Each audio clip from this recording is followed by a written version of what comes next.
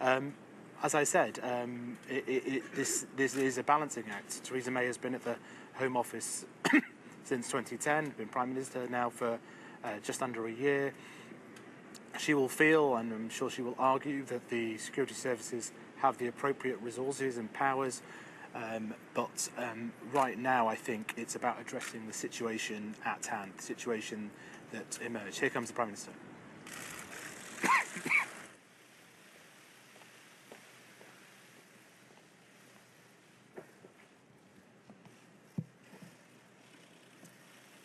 Last night, our country fell victim to a brutal terrorist attack once again. As a result, I have just chaired a meeting of the government's emergency committee, and I want to update you with the latest information about the attack. Shortly before 10:10 yesterday evening, the Metropolitan Police received reports that a white van had struck pedestrians on London Bridge. It continued to drive from London Bridge to Borough Market, where 3 terrorists left the van and attacked innocent and unarmed civilians with blades and knives. All 3 were wearing what appeared to be explosive vests, but the police have established that this clothing was fake and worn only to spread panic and fear. As so often in such serious situations, the police responded with great courage and great speed. Armed officers from the Metropolitan Police and the City of London Police arrived at Borough Market within moments and shot and killed the 3 suspects. The terrorists were confronted and shot by armed officers within 8 minutes of the police receiving the first emergency call. 7 people have died as a result of the attack, in addition to the 3 suspects shot dead by the police. 48 people are being treated in several hospitals across London. Many have life-threatening conditions. On behalf of the people of London and on behalf of the whole country, I want to thank and pay tribute to the professionalism and bravery of the police and the emergency services, and the courage of members of the public who defended themselves and others from the attackers. And our thoughts and prayers are with the victims and with their friends, families, and loved ones. This is, as we all know, the 3rd terrorist attack Britain has experienced in the last 3 months. In March, a similar attack took place just around the corner on Westminster Bridge. 2 weeks ago, the Manchester Arena was attacked by a suicide bomber, and now London has been struck once more. And at the same time, the security and intelligence agencies and police have disrupted 5 credible plots since the Westminster attack in March. In terms of their planning and execution, the recent attacks are not connected. But we believe we are experiencing a new trend in the threat we face, as terrorism breeds terrorism, and perpetrators are inspired to attack, not only on the basis of carefully constructed plots after years of planning and training, and not even as lone attackers radicalized online, but by copying one another and often using the crudest of means of attack. We cannot and must not pretend that things can continue as they are. Things need to change, and they need to change in 4 important ways. First, while the recent attacks are not connected by common networks, they are connected in one important sense. They are bound together by the single evil ideology of Islamist extremism that preaches hatred, sows division, and promotes sectarianism.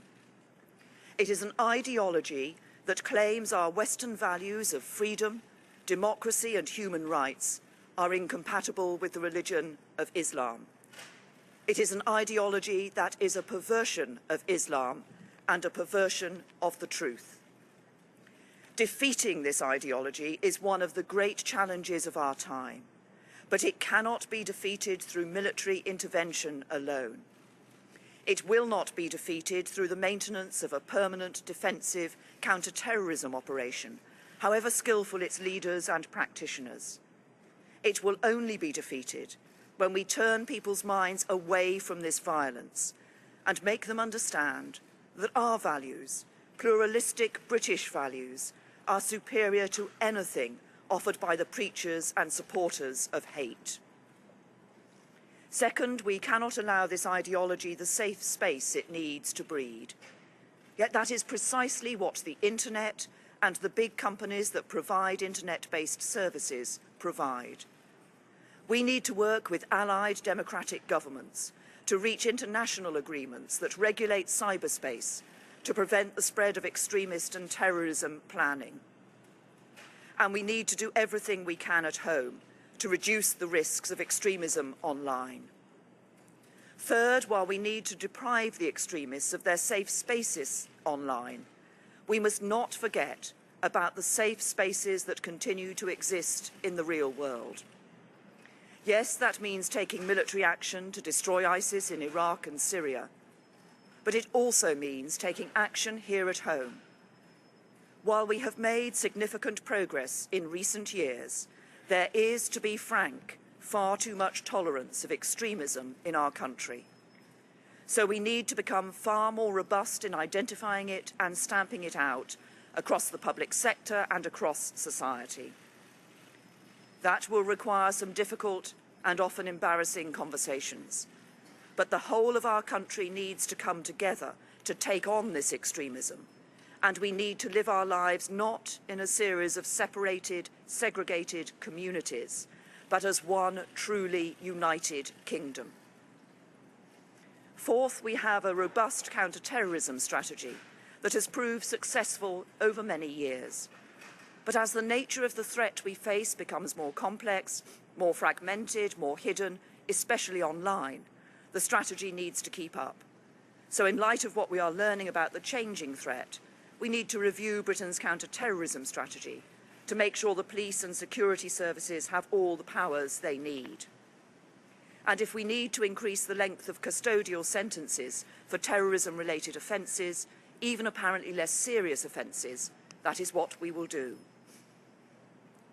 Since the emergence of the threat from Islamist-inspired terrorism, our country has made significant progress in disrupting plots and protecting the public. But it is time to say enough is enough. Everybody needs to go about their lives as they normally would. Our society should continue to function in accordance with our values. But when it comes to taking on extremism and terrorism, things need to change. As a mark of respect, the two political parties have suspended our national campaigns for today. But violence can never be allowed to disrupt the democratic process.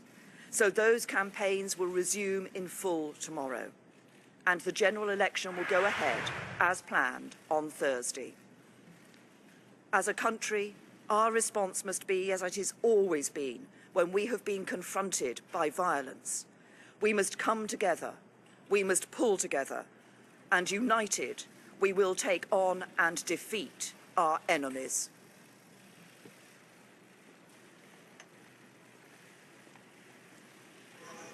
Okay.